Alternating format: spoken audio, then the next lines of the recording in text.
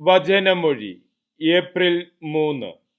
വചനഭാഗം 1 തിമോത്തി 4, 6, 10. ലൂക്കായുടെ സുവിശേഷം 18, 31, 34. വിശുദ്ധ ലൂക്ക അറിയിച്ച നമ്മുടെ കർത്താവ് ഈശോ മിശിഹായുടെ പരിശുദ്ധ സുവിശേഷം. ഈശോ 12 പേരെയും അടുത്തു വിളിച്ചുകൊണ്ട് പറഞ്ഞു, ഇതാ നമ്മൾ ജെറുസലേമിലേക്ക് പോകുന്നു.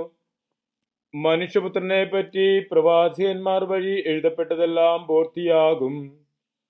അവൻ വിജാതിയർക്ക് ഏൽപ്പിക്കപ്പെടും. അവർ അവനെ പരിഹസിക്കുകയും അപമാനിക്കുകയും അവന്റെ മേൽ തുപ്പുകയും ചെയ്യും. അവർ അവനെ പ്രഹരിക്കുകയും വധിക്കുകയും ചെയ്യും. എന്നാൽ 3-ാം ദിവസം അവൻ ഉയർത്തെഴുന്നേൽക്കും. ഇവയൊന്നും അവർ ഗ്രഹിച്ചില്ല. ഇക്കാര്യം അവരിൽ നിന്ന് മറയ്ക്കപ്പെട്ടിരുന്നു.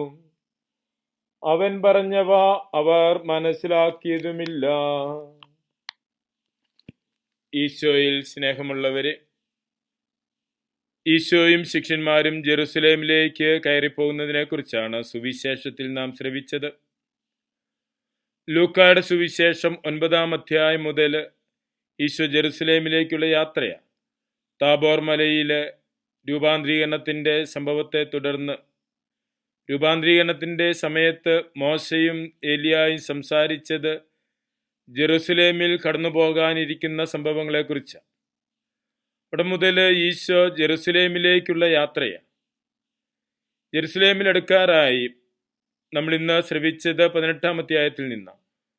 9-ാം അധ്യായം മുതൽ ലൂക്കായുടെ സുവിശേഷത്തിൽ വിവരിക്കുന്ന വിവരണം മുഴുവൻ ജെറുസലേമിലേക്കുള്ള യാത്രയാണ്.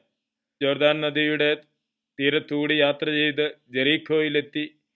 ജെറീക്കോയിൽ നിന്ന് പിന്നെ ജെറുസലേമിലേക്ക് കയറിപ്പോവുകയാണ് ചെയ്യുന്നത്.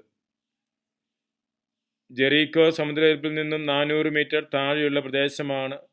ജെറുസലേം ആണെങ്കിൽ സമുദ്രനിരപ്പിൽ നിന്നും 750 മീറ്റർ ഉയരത്തിലുമുള്ളതാണ്. ജെറീക്കോയിൽ നിന്ന് ജെറുസലേമിലേക്ക് ഏകദേശം 25 കിലോമീറ്റർ ദൂരമുണ്ട്. ആ ദൂരം മുഴുവൻ കയറ്റമാണ് ജെറീക്കോയിൽ നിന്ന് ജെറുസലേമിലേക്ക്. പ്രകാരം ജെറീക്കോയിലൂടെ വന്ന് ജെറുസലേമിലേക്ക് കയറുവാൻ ഒരുങ്ങുമ്പോൾ ശിഷ്യന്മാരെ വിളിച്ച് ഒരിക്കൽ കൂടി ഈശോ പറയുകയാണ്, നമ്മൾ ജെറുസലേമിലേക്ക് കയറിപ്പോവുകയാണ്.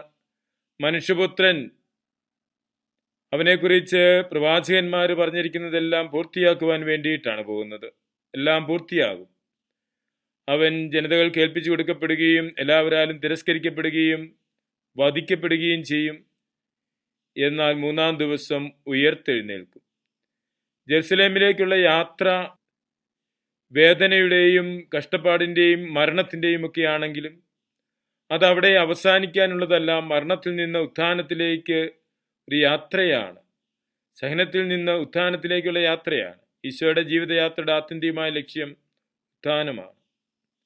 നമ്മുടെയും ജീവിതയാത്രയുടെ ആത്യന്തികമായ ലക്ഷ്യം ഇഹലോക ജീവിതത്തിന് ശേഷമുള്ള ജീവിതമാണ്, മരണാനന്തര ജീവിതമാണ്. ആ മരണാനന്തര ജീവിതം ലക്ഷ്യം വെച്ച് മുന്നോട്ട് പോകുന്ന നമുക്ക്, സ്വർഗത്തെ ലക്ഷ്യം വെച്ച് മുന്നോട്ട് പോകുന്ന നമുക്ക് ഈശോ നൽകുന്ന പാഠവും സഹനത്തിൻ്റെ പാതയിലൂടെ കടന്നുപോയാലും കഷ്ടപ്പാടിൻ്റെയും യാതനകളുടെയും പാതയിലൂടെ കടന്നു പോകുന്നതും ഉത്ഥാനത്തിലേക്കാണ്, സന്തോഷത്തിലേക്കാണ്, മഹത്വത്തിലേക്കാണ്.